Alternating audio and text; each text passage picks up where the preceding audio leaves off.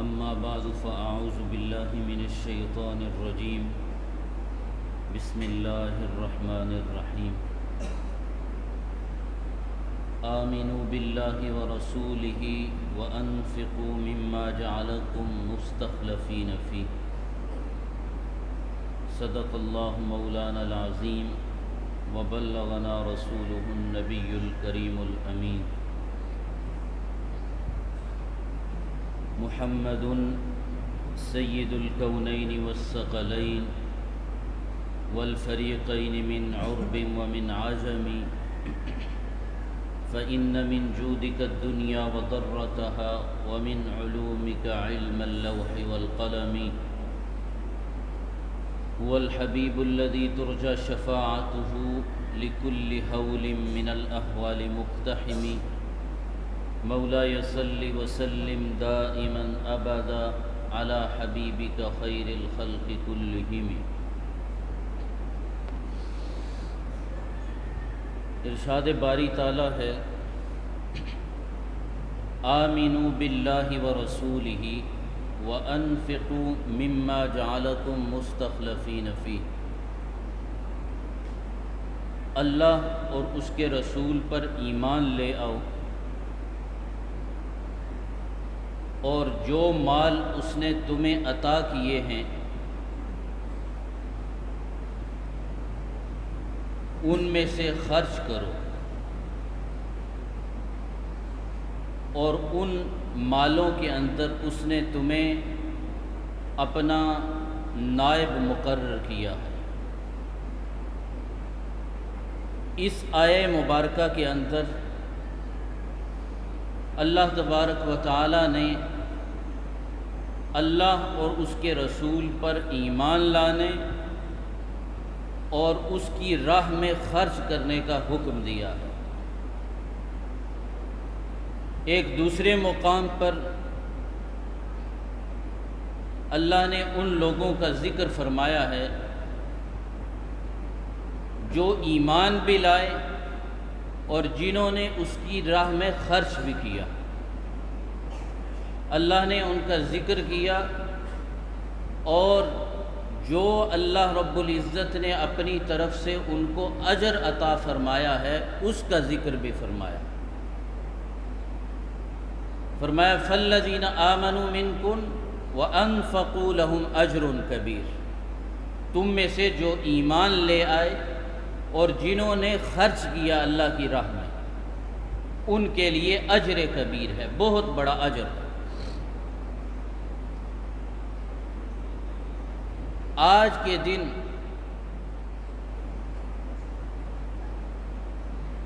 قربانی کی صورت کے اندر اس مالک حقیقی کی رضا کی خاطر اس کی راہ میں خرچ کرنے کا حکم ہے.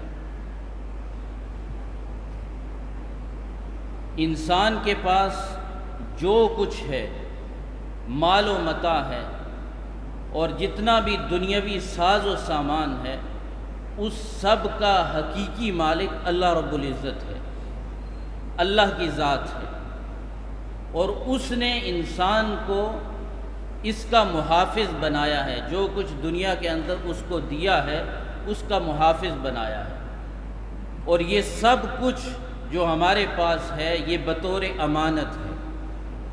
اس نے فنا ہو جانا ہے، ختم ہو جانا ہے، اور دوام اور بقا اس کے اندر اسے ہی حاصل ہے جو اس کی راہ کے اندر اس کی رضا کی خاطر، اس کی خوشنودی کی خاطر خرچ کیا جائے. اور آج کے دن قربانی کی صورت کے اندر اللہ کی رضا کی خاطر جانور ذبح کرنے سے بہتر اللہ کے نزدیک کوئی عمل نہیں. مشکات شریف کی حدیث ہے جس کو آپ نے بارہا سماعت فرمایا ہے. حضور علیہ الصلوۃ نے ارشاد فرمایا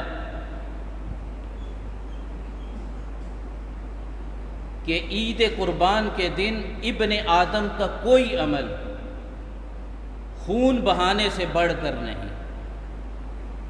اللہ کے نزدیک جو پسندیدہ عمل ہے ابن آدم کا آج کے دن، قربانی کے دن، وہ سب سے زیادہ پسندیدہ عمل خون بہانا ہے، اللہ کی راہ کے اندر جانور قربان کرنا۔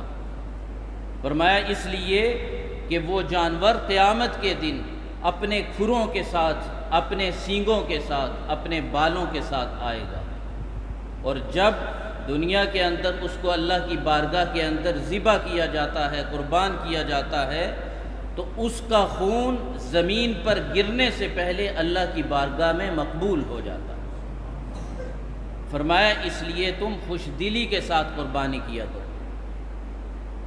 اچھی نیت کے ساتھ اللہ کی رضا کی خاطر قربانی کیا کرو۔ حضرت سیدنا ابن عباس رضی اللہ تعالی عنہما مجمع الزوائد کے اندر ہے، آپ فرماتے ہیں کہ عید قربان کے دن جو مال قربانی کے لیے اللہ کی رضا کی خاطر خرچ کیا جاتا ہے، وہ مال سب سے زیادہ اللہ کے نزدیک پسندیدہ ہے اور محبوب ہے۔ امام حسن مجتبی رضی اللہ تعالی عنہ آپ فرماتے ہیں حضور علیہ السلام نے ارشاد فرمایا کہ جو بندہ اللہ کی رضا کی خاطر، اس کی خوشنودی کی خاطر، اس کو راضی کرنے کی خاطر اس کی بارگاہ کے اندر قربانی کرتا ہے، تو وہ قربانی قیامت کے دن اس شخص کے لیے آگ کے درمیان حجاب بن جائے۔ حضرت براء بن عازب رضی اللہ تعالی عنہ حضور علیہ السلام کا معمول مبارک نقل فرماتے ہیں کہ حضور علیہ السلام آپ نے عید کے دن آپ نے فرمایا کہ آج ہم اپنے دن کا آغاز اس طرح کریں گے، سب سے پہلے عید ادا کریں گے، عید کی نماز پڑھیں گے، اور اس کے بعد حضور علیہ السلام نے فرمایا واپس جا کر ہم قربانی کریں گے، اور ساتھ ہی اپنی امت کے لیے فرمایا کہ جس نے اس طرح عید کے دن کیا اس نے سنت کو پا لیا۔ حضرت سیدنا براء بن عازب رضی اللہ تعالی عنہ آپ سے یہ مروی ہے۔ حضور علیہ السلام نے آپ کے معمولات اگر دیکھے جائیں تو آپ نے مختلف اوقات کے اندر مختلف جانوروں کی قربانی کی، جن کے اندر گائے بھی تھی، بکریاں بھی تھیں، دمبے بھی تھے، اونٹ بھی تھے، آپ نے اپنے ہاتھ سے ذبح فرمائے، اور حجۃ الوداع کے موقع پر 63 اونٹ حضور علیہ السلام نے اپنے ہاتھ سے نہر فرمائے۔ آپ کا معمول مبارک تھا کہ آپ ایک قربانی اپنی طرف سے اور ایک اپنی امت کی طرف سے فرماتے۔ پھر قربانی کرتے وقت اس چیز کو ملحوظ خاطر رکھا جائے کہ جب جانور کو ذبح کرنا ہو تو اس سے پہلے جس آلے کے ساتھ، جس چیز کے ساتھ ذبح کر رہے ہیں، اس کو تیز کر لیا جائے۔ اس کے متعلق حدیث پاک کے اندر آتا ہے کہ ایک شخص اس نے جانور کو لٹایا ہوا تھا اور لٹا کر ذبح کرنے والے آلے کو تیز کر رہا تھا، تو حضور علیہ السلام نے یہ منظر دیکھا تو آپ نے اس کو ڈانٹا۔ آپ نے فرمایا تو اسے کتنی موتیں مارے گا؟ آپ نے فرمایا کہ جب جانور کو ذبح کرنا ہو تو اس کو لٹانے سے پہلے اس آلے کو تیز کر لیا کرو۔ پھر بہتر یہ ہے کہ اگر بندہ خود ذبح کر سکتا ہو اپنی قربانی کو تو خود اپنے ہاتھوں سے ذبح کرے، اگر خود ذبح نہیں کر سکتا تو اس وقت قربانی کرتے وقت موجود ہونا چاہیے۔